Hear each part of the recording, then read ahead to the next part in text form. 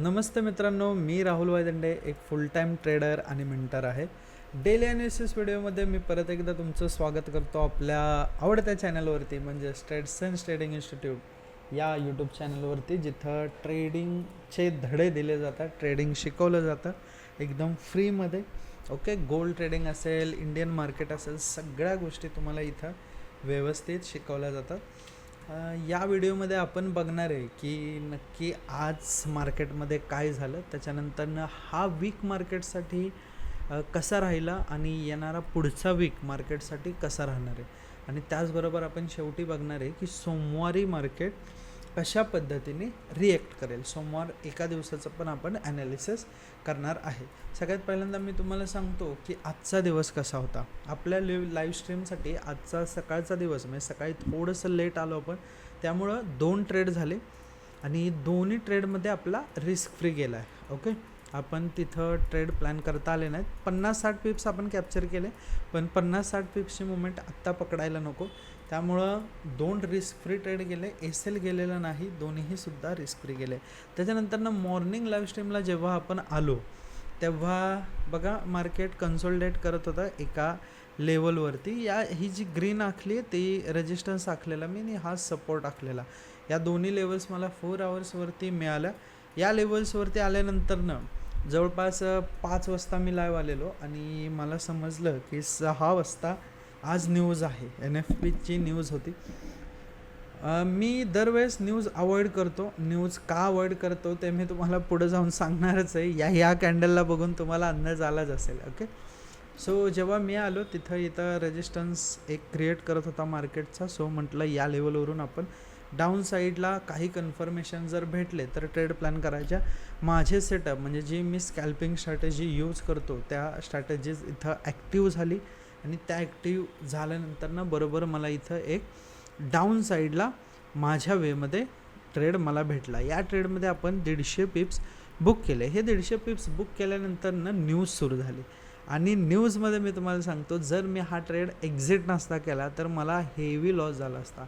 Okay, बघा पूर्ण 500 पिप्सची against आपल्या न्यूज गेलेले आहे. एका मिनटाआधी हा ट्रेड आपण एक्झिट केला. फक्त 0.01 क्वांटिटी माझी बाकी होती, त्यात मला डायरेक्ट इथं $30 ते $40 लॉस दिसायला लागला. कारण एस-एल हिट होत नाही. मी एस-एल कॉस्ट टू कॉस्ट लावलेलं, एस-एल हिट होत नाही, तुम्हाला माहिती आहे. पण त्याच्या आधी आपण $600 बुक केलेले, त्यामुळं हा लॉस आपल्यासाठी काही नव्हता. ओके, आजच्या ट्रेडमध्ये हा ट्रेड झाला. परत आपण ट्रेड केला नाही. इथून आपण 80 पिप्स कॅप्चर केला, तो पण मी काय धरत नाही. ठीक आहे, थोडासा क्विक ट्रेड होता, त्यामुळं तो मी इथं तुम्हाला सांगत नाही.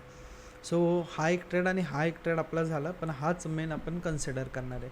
याच्यानंतरनं बघा आता या वीकमध्ये मार्केट पूर्णपणे कसं राहिलं आहे हे मी तुम्हाला थोडंसं एक्सप्लेन करून सांगतो व्यवस्थित.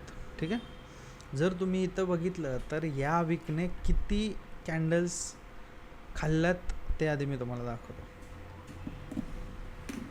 बघा ही वीकली कॅन्डल आहे, आणि वीकली जर तुम्ही बघितला तर almost 1 2 3 4 5 6 7 8 candle, not a joke guys, 8 candle एकाच 8 वीक्सची मुवमेंट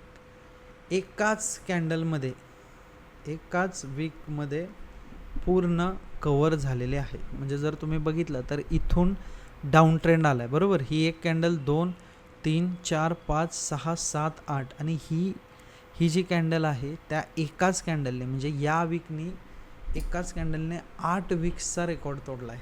ओके, मार्केट परत तिथं चाललं आहे जिथं 8 आठवड्याआधी होतं.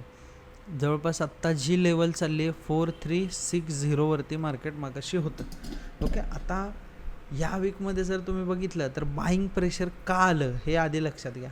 सगळ्यात पहिल्यांदा या वीकमध्ये न्यूज होत्या.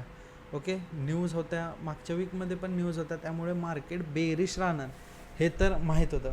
त्याचबरोबर लिक्विडिटीवरती प्रॉपर आलेलं. वीकली जर टाईम फ्रेमवरती बघितलं तर 4093 ही एक लेवल होती, लिक्विडिटीची लेवल होती ही. या लेवलवरून मार्केटमध्ये बाउन्स येणार हे माहीत होतं. मार्केटने ट्राय पण केलं, यावेळेस ट्राय केलं, इथं सस्टेन झालं, पण मुवमेंट नाही आली आपल्याला पाहिजे अशी. ओके, त्याच्यानंतर ना एकदा ब्रेकसुद्धा केली लेवल प्रॉपर 3900पर्यंत मार्केट जाऊन आलं. त्याच्यानंतरनं जेव्हा ही लेवल ब्रेक केली तेव्हा आपल्याला मार्केटमध्ये भयानक आत्ता या वीकमध्ये मुवमेंट बघायला मिळाली. ओके, सो नेक्स्ट वीकमध्ये काय होणार आहे ते आता लक्षात घेऊया. या सगळ्या ड्रॉइंग्स मी रिमूव्ह करतो आणि नवीन इथं फ्रेश लाईन्स आखतो जेणेकरून तुम्हाला व्यवस्थित गोष्टी अजून क्लिअर होतील. ओके, ही लेवल बघा 4376 ही एक लेवल आहे. या लेवलवरून आत्ता मार्केटनं जर रिजेक्शन घेतलं तरच मार्केट आता परत डाऊन साईडला येऊ शकतं, नाहीतर पुढचा वीकसुद्धा आपल्याला बेरिश बघायला मिळेल. आणि जवळपास ही लेवल म्हणजेच 4600पर्यंत नेक्स्ट वीकपर्यंत आपल्याला बघायला मिळेल. म्हणजे जवळपास 3000 पिप्सची मुवमेंट पेंडिंग आहे अपसाईडला. कारण 8 वीकली कॅन्डल्स एकाच कॅन्डलने पूर्णपणे इंगल्फ केलेल्या आहेत, गिळलेल्या आहेत. त्यामुळं आता मजा येणार आहे भाई ट्रेड करायला. कुठपर्यंत टार्गेट आहे हे 4600. ओके, नेक्स्ट वीकमध्ये. सो नेक्स्ट वीक पण बुलिश कॅन्डल राहणार आहे. पण जर या लेवलवरून रिजेक्शन आलं म्हणजे या लिक्विडिटीवरून, ओके 44 पण आपण कन्सिडर करू शकतो. 4400 रिजेक्शन आलं तर परत मग डाऊन ट्रेंड चालू होईल. आणि मार्केट जर आत्ता डाऊन साईडला आला तर परत तीच लेवल म्हणजे पहिलं तर 4000 आणि त्याच्यानंतरनं जी लेवल होणार आहे 3900 नाही काय 3800 या लेवलपर्यंत मार्केट येणार. 3900ला तर येणारच, पण 3800ला मार्केट येणार. सो नेक्स्ट वीक आपल्यासाठी ट्रेडिंगमध्ये खूप महत्त्वाचं आहे. जर वरती क्लोज झालं तर आपण पूर्ण बुलिश राहणार आहे आणि जर खाली क्लोज झालं तर आपण पूर्णपणे बेरिश राहणार आहे. ओके, हे झालं नेक्स्ट वीकचं कॅल्क्युलेशन. इथून जर तुम्ही बघितलं तर स्ट्रक्चर पण प्रॉपर झालेलं आहे. पुलबॅक घेत दरवेळेस खाली येत होतं, पण आता हा कुठंतरी आपल्याला ब्रेक मिळाला आहे, वरती गेला आहे. एक स्मॉल पुलबॅक या लेवलच्या वरतीच घेतला पाहिजे, या लेवलच्या खाली नाही. ओके, आणि हे कंटिन्यू केलं पाहिजे 4600पर्यंत ॲटलिस्ट मुवमेंट येऊ शकते. ते आधी बघूया. आजची क्लोजिंग महत्त्वाची आहे सर. समजा आजची क्लोजिंग 4360च्या वरती झाली दिसेल, बट जर 4360च्या खाली आज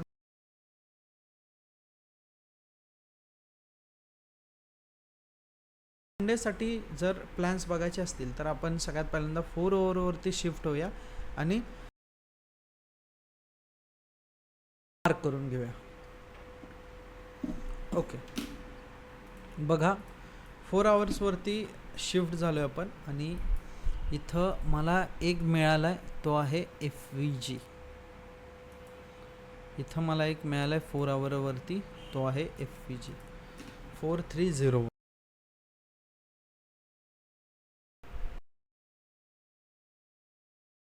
4360च्या वरती दिलं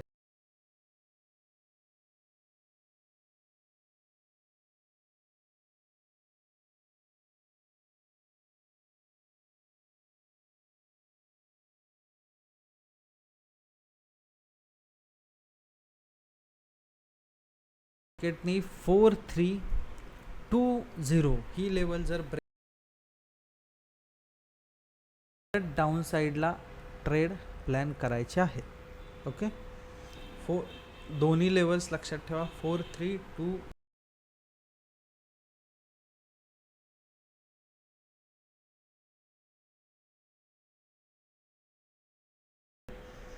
430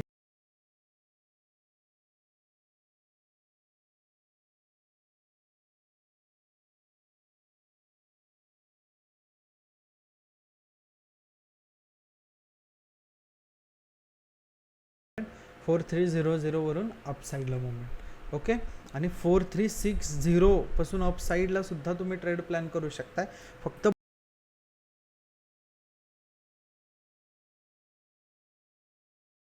त्याचा लोला तुम्ही SL लावून अपसाईडला प्लॅन करू शकता किंवा वरती असेल लावून डाऊन साईड